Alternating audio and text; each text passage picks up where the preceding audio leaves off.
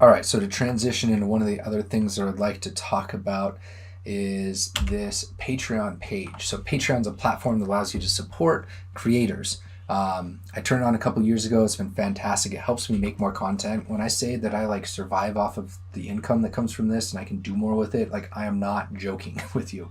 Um, Especially this year when the pandemic hit, between March and April, I lost over 70% of my income for the year, for the entire year, was cut within a 6 week to 8 week period. Just gone. Didn't recoup it. No other opportunities came up like that. And this community that supported the YouTube channel actually helped me like make it through this year. I'm indebted to all of you and will continue to try to create the best content I can because of that. But Patreon, I had a few things here that I wanted to kind of highlight.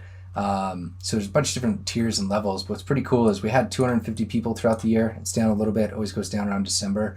But there's 250 people that have supported. It's fantastic. So thank you so much. Uh, I mean, imagine 70% of your income being erased quickly. It's a business problem I have to deal with, but there was a lot of stress, right? And having a little bit of security in the people that support was huge. So I just want you to know that. Forever grateful. So forever grateful. Um, Now, with that, there was a lot of other interesting, cool things that happened. They're somewhat even bittersweet. So one of them was the Controversial Exchange, which was a podcast Dimitri, Danielle, and I were working on. We ended it. We slowed it down. Now, there's actually a video as to why, but in short, the podcast was experimental. We were trying to learn things, grow, and work together. And between us feeling like we had a good progression, if you listen to the podcast from start to end, we kind of end on this really good note of philosophically that, you know, you go out there, you learn your different models of how behavior works, and once you've learned them all, you realize that they're all just different models, and you have to pick up the one that works, that you think works best. And if it doesn't work in that situation, you got to grab another. Like, there's a lot to still use for behavior analysis, or there's a lot of work for behavior analysis to still do empirically, but conceptually, I think we've kind of figured out a whole lot of how behavior works, and we kind of ended on that.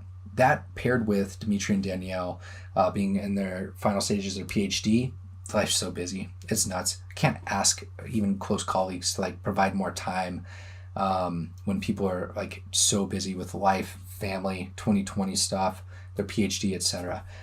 So we paused that. That was one of the things, and patrons are really understanding of that. So I wanted to thank you as well. Now, I did a thing at the end of the year, every year, where I offer up some time on my calendar to patrons. I was like, yo, 30 minutes, let's chat about anything, doesn't matter what it is. Talked with over 50 people this week. It was this week, yeah.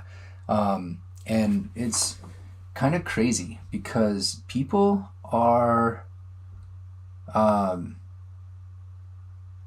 people are struggling. People are burnt out, having a hard time. Um, and that could be a whole lot of different ways, like, you know, your job, you're furloughed, things like that. Maybe it's that you're just kind of feeling the grind of the same job and doing that billable hours chase, things like that. You don't feel like maybe your employer supported you the best during the pandemic. It may be that, you know, the overlords of behavior analysis professional infrastructure aren't as receptive and caring about the issues as you think that they should be. It could be a whole slew of things, but I talked to over 50 people that are supporting the channel, and I don't want to overextend this data to imply that it's a whole field, but it was far more people that were burnt out and like extremely passionate, motivated individuals that were experiencing that. And that was quite a bummer to hear, but it also, like, again, it's an opportunity to be able to provide things. That's where I've been rethinking what can I do to try to help other practitioners out, things like lives, talking with people, chatting, etc. But yeah, opening that up, talking with you all, I really learned a lot. So I want to thank you all for sharing that. Let you know that it was totally worth the what was it, half hour, 50 people, 25 hours of back to back to back to back stuff. I learned a whole lot, and it reinvigorated me in many, many ways. So thank you. And from that, I've been considering a little bit maybe trying to work with some people in certain situations in like a mentorship program. Not that I can offer all of that. I think sometimes I can offer some pretty cool stuff, especially when it's like learning all these different areas of behavior analysis and like self-motivation and figuring out a path forward to kind of blaze ahead in behavior analysis in a different way. But it's pretty clear that we need a number of mentorship kind of organizations. There's things out there, different collectives, organizations doing this.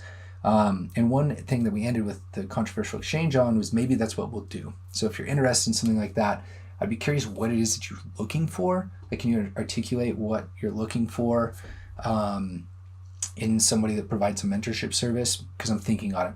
I'm not going to do this solely under the BCBA solely under the Daily VA. I'm going to loop back around with my colleagues, Danielle, Dimitri, talk about this because that's kind of where we left the controversial exchange, is maybe we grow some sort of community, work together, offering different mentorship. And for me, mentorship can also be the other way. Like, I'll learn just as much, right? So if you're interested in something like that, I'd love to know what that is. And then I wanted to wrap up, I guess this is accidental, but I'm looking at my notes here. I wanted to also bring up that there was some downfalls. The thing that I used to do, that I no longer do anymore, is I used to do a monthly shout out saying thank you to the people that supported on the channel. People knew that I was going to do this ahead of time.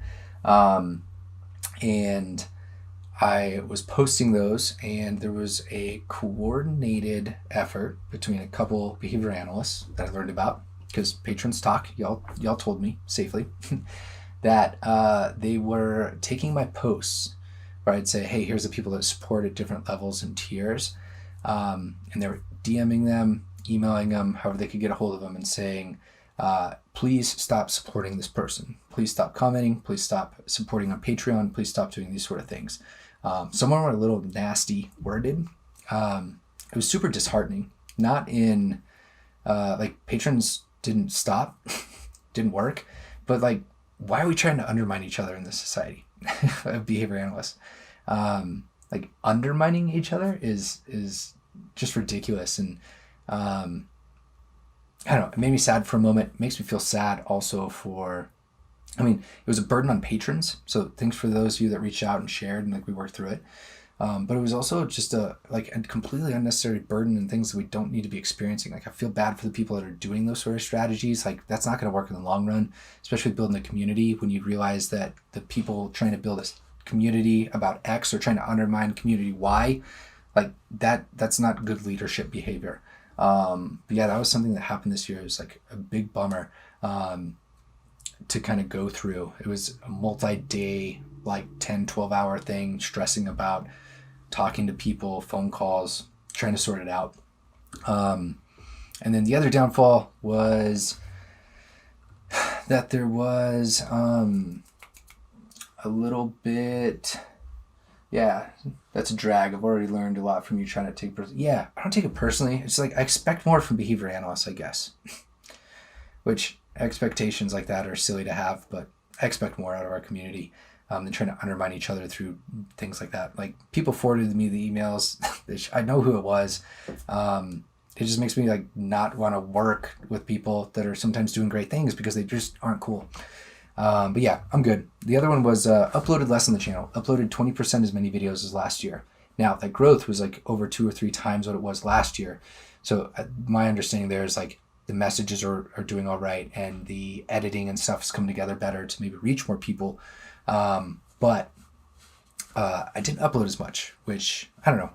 In hindsight, with the pandemic, 20% less uploads, consider it probably a pretty good thing. But also, I don't like going downwards and things like that. I like to at least maintain. So that's a Patreon recap, kind of like what happened 2020. A big shout out, thanks, some of the things that happened.